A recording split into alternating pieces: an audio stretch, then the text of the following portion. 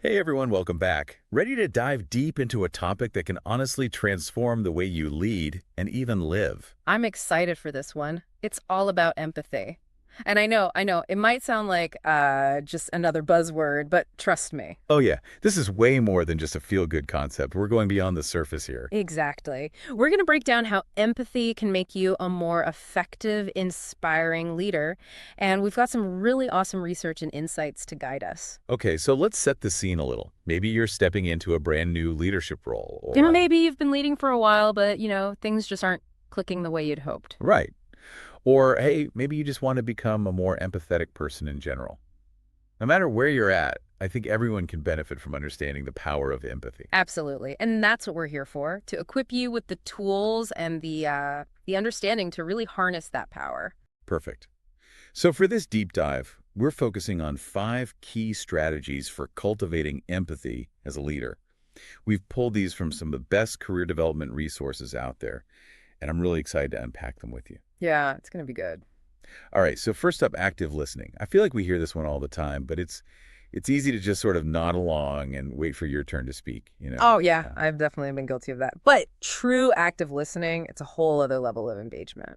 okay, so how do we move past that surface level listening and really tap into what active listening can do, especially as a leader?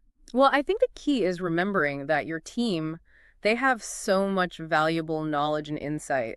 They're the ones on the ground dealing with the day to day. So when you actively listen to them, you're not just like being polite, you're actually gathering crucial information that can help you make better decisions. That's so true. It's like their perspectives can help you see blind spots that you might have missed otherwise. Exactly. And it also shows them that you value their input, which can boost morale and create a more collaborative environment. It's a win-win, really. Okay, so Right. active listening, check. Now let's talk about actually showing your team that you understand them, and not just on a practical level. Yeah, this is where things get really interesting. We're talking about validating feelings, acknowledging the emotions behind the words. So it's one thing to say, okay, I see we have a problem with this project, but it's another thing entirely to say, hey, I understand that this situation is frustrating for you. Let's figure out how to tackle this together. Right. And that shift can make all the difference in the world. Because when people feel like their emotions are understood, they're more likely to trust you, to open up, to be more receptive to your Like guidance. it's like you're building that foundation of trust, Yeah. you know? So you're listening, you're validating feelings. But what about those times when someone might be hesitant to even approach you in the first place? Oh, that's huge. This is where being approachable comes in. And I think it goes beyond just having an open door policy. Right.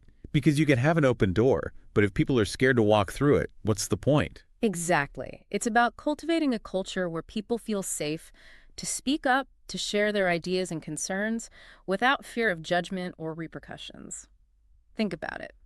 Have you ever been in a situation where you had something important to say, but you were too afraid to bring it up? Oh, absolutely. Hmm. It was this one project where, I mean, things were just going off the rails. And I knew I had a solution, but I was so worried about looking incompetent or like I was rocking the boat. I totally get that. Yeah. So I said nothing, and things just kept getting worse. It took me a while to realize how much that fear was holding me back. It's so common. And that's why it's crucial for leaders to actively work to dismantle that fear, to encourage open communication, to create an environment where people feel comfortable sharing. Which leads perfectly into our next point, Yeah. leading by example. You can't exactly preach empathy and then be a totally unapproachable, dismissive leader yourself. Exactly. Actions speak louder than words, especially in a leadership role. If you want your team to prioritize work-life balance, you need to show them how to do that. If you want them to be open and honest, you have to embody those qualities. It's like, don't just talk the talk, walk the walk, right? And all of this brings up something that can be a bit challenging, but so important. Self-awareness. Ooh, yeah. This is where the real work begins. Because it's one thing to understand empathy in theory, but to actually practice it consistently, you have to really understand yourself, your own emotions, your triggers. Totally. Self-awareness requires you to take a good hard look in the mirror and examine your own emotional patterns, your biases, how you react to things. And it's not always easy, Mm. but it's essential for leading with empathy. Because if you're not in tune with your own emotional landscape, how can you truly understand someone else's right? Right. Think about it. Let's say you're having a super stressful day and a team member comes to you with a problem. If you're not self-aware, you might snap at them or dismiss their concerns.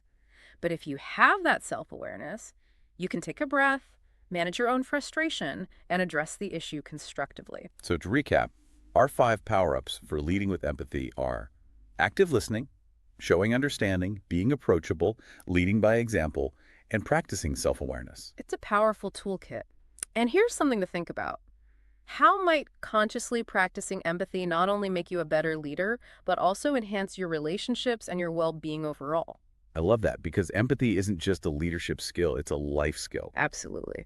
Thanks for joining us for this deep dive. I hope it's given you some real actionable takeaways for leading with more empathy and creating stronger connections with your team. And remember, keep practicing. The more you cultivate empathy, the more powerful and impactful you'll become as a leader. Until next time. See you then.